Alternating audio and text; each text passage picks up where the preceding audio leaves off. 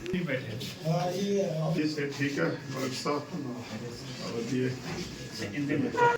तुस डोगरी पंजाबी बड़ी सोहनी बोलते हो आम असैम्बली सुनते हैं थोड़ा बहुत मुबारक है ये ब्लास्ट इतने होया ये ब्लास्ट इतने बच्चा मेरा असल में इतने सुता दसिया इतने स्पलेंडर जरा सी पार बच्चे लग गया तकरीबन मेरे की बाल कौन चला आप किधर थे? मैं यहाँ पर सवाल ये मैं पगड़ी बांधी हम रेस्क्यू कर रहे थे नहीं, आप यहाँ पर थे, ये यहाँ पर थे। यहाँ पर ब्लास्ट हुआ आपकी पगड़ी मेरी पगड़ी से इधर से होकर थोड़ा सा स्पलेंडर मेरा टेबल था वहाँ पर बैठे का टेबल ये फट गई है सारी पग।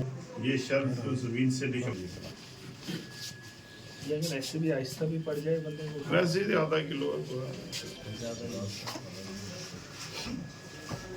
तो अपनी बालकोनी में ये मेरा कम्प्लेक्स है उसके बाद मेरे भाई का है फिर मेरे भाई का तीन भाई दूसरा भाई मेरा पार रहता है लास्ट सुबह 6:30 बजे आया तो मुझे तो लास्ट का पता चला मेरे कान में लग गई थोड़ी रस्से हो गया फिर से उसके बाद सर्जन है प्रदेश साहब कश्मीर के बच्चे सभी ने बहुत मदद की कि एक ही पेशेंट आया थी 16 जानों में जो क्रिटिकल हॉस्पिटल में पहुंचा और बाद चढ़ के लोगों ने उनसे किया 20-25 बोतल हमें देखने के लिए गोले कितने पड़ रहे हैं। इधर पुंछ में नहीं आए, न राजनाथ आया, न मोदी आया, न अमित शाह आया, न मीडिया आया। सब के सब दलाल बैठे हैं दिल्ली में वहां से वो मीडिया नहीं, वो मीडिया नहीं जिसको दिखाना है दुनिया को, जिनने कहा कि आतंकवादी न्यूज तो लगी नहीं किसी की वो तो ये बेटा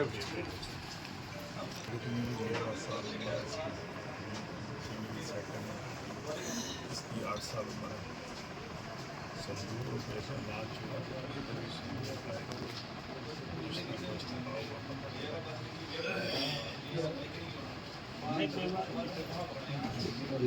सेवा करें आप एक बात मैं बताऊं आए हैं किसी का सहारा बना, ठीक है। मैंने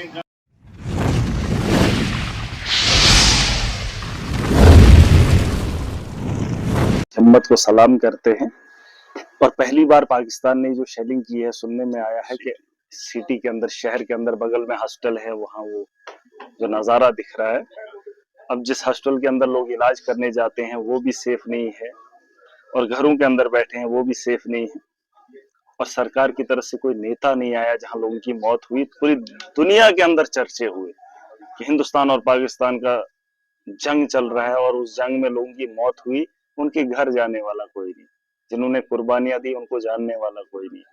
सरकार मरने का 10 लाख देती है, अरे 10 लाख है कितना, क्या कर रहे हो, और उसमें भी इतनी देरी। और उसके अलावा जो लोगों के घरों का नुकसान है उसकी भरपाई के लिए सरकार में मैंने सुना है 20-20 एक स्केल बना के रखी है, जिसका 20 लाख का नुकसान उसको भी 10,000 50,000। ये तरीका है, सरकार का काम यही होता है कि मुश्किल हालात में आवाम के साथ खड़ी हो जाए ताकि लोग जंग के लिए और तैयार रहें। आज जिन लोगों ने अपनी जान अपने मुल्क के लिए गंवाई है उनको तो शहीद का दर्जा आप लोग नहीं दे पाए, लेकिन लोग तो कहते हैं वो शहीद हुए। जंग के अंदर जिन लोगों की मौत होगी वो शहीद ही कहलाता है, लेकिन सरकार ने अभी तक वो काम नहीं किया। मैं वही कह रहा हूँ कि लोगों की यूक्रेन में कितने लोग मरे देश का मीडिया दिखाता है, हमारे देश के लीडर बताते हैं।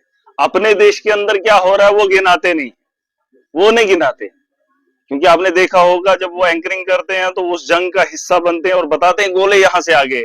हमने इतने दिखाए ना, हमारे यहाँ कोई आया ना, इन्होंने हिम्मत की और ना इनके नेताओं ने, और तिरंगा रैली पूरे देश के अंदर निकाली।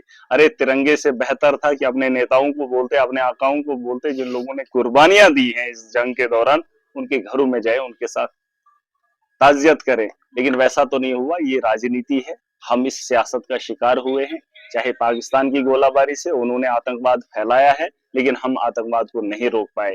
वो हमला करेंगे तो हम उनका जवाब देंगे, लेकिन वो फिर मारेंगे। देखिए ये पहलगाम में जो हुआ, उसके बाद हमने सिंदूर ऑपरेशन चलाया, लेकिन जब सिंदूर ऑपरेशन हमारा हुआ उसके बाद जो 15 लोगों की जान गई, उसका ऑपरेशन का क्या नाम रखा तो है सिंदूरी, कहा अभी आगे चलेगा, लेकिन कब चलेगा। फिर ट्विटर पे 2 लाइनें लिखने के बाद जंग नहीं रुकनी चाहिए थी। मैंने कहा देखिए एक चीज मैं बताना चाहूंगा, डर का एक माहौल है जो यहाँ पर सह रहा है, देख रहा है, वो डरा हुआ है, सहमा हुआ है। फैसले दिल्ली में हो रहे हैं और ना मुआवजा हो रहा है, ना लोगों की सुनवाई हो रही है, और ना यहाँ पर हॉस्टल वैसे बनाए हैं कि लोगों को राहत मिलती। मैं कह रहा हूं जब तक आतंकवाद है तब तक ऐसा माहौल आपको देखने को मिलेगा। या तो आप सरहदों को मजबूत कर लीजिए, पहली बात तो आतंकवाद अंदर नहीं आएगा, वो कोई कातलाना हमला नहीं करेगा और जंग का माहौल नहीं बनेगा। जो हुआ पहलगाम इसलिए हुआ क्योंकि सरहद पार से लोग आए। उसके बाद आप एक काम और कर सकते हैं कि कूटनीति जिसकी आपने डंका पीटा था पूरे देश के अंदर कि मोदी की कूटनीति कूटनीति कूटनीति, वो अमेरिका जो डोनाल्ड ट्रंप आप उस पाकिस्तान के साथ खड़ा हो गया। मैंने कहा कूटनीति ऐसी होनी चाहिए कि पाकिस्तान कंगाल हो जाए और वो सबसे बड़ा हथियार बेचने पे मजबूर हो जाए अपनी कंगाली को ख़त्म करने के लिए, और ये डर का माहौल अमन में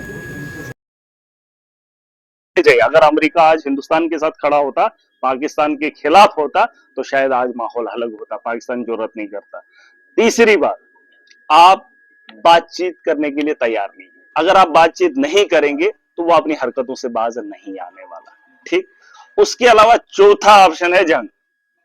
देखिए, अगर आप रोज तंग करेंगे, आज भी डर से मरेंगे, कल भी मरेंगे, मरना तो वैसे भी है, लेकिन फिर ऐसा काम कर लीजिए मोदी जी, वो जो 56 इंच का सीना है, मैंने कहा था टेलर से एक बारी फिर मपा लीजिए, क्योंकि अब आपके पास वक्त नहीं है। देश के अंदर जब चुनाव अगले होंगे तो देश का प्रधानमंत्री मोदी नहीं बनेगा, लेकिन वो 56 इंच का सीना बिना दिखाए देश से कहां जाएंगे।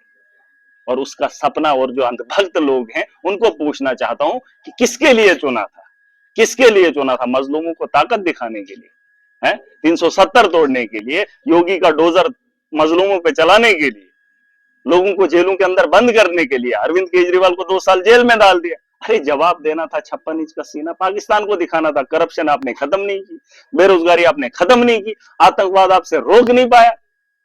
बड़ी बड़ी बातें करने से बेहतर है कि आप देश की बेहतरी के बारे में सोच लीजिए। जो आपने ये हमें दिया है, देख लीजिए उसको, अटल बिहारी वाजपेयी को, आज उसकी वीडियो चल रही है। देख लीजिए इंदिरा गांधी को, उसने क्या किया था, और देख लीजिए खुद के शरीर को, और 56 इंच का सीना नाप कर देख लीजिए कि आपने क्या किया। और जिन मौतें हुई है उनका बदला कब लोगे? मैं चाहता हूं कि ऑपरेशन दूसरा कोई स्टार्ट कर दो, ताकि ये 15 लोगों की जान गई है, सरकार मुआवजा भी दे और उनका बदला भी लेकर आए। क्या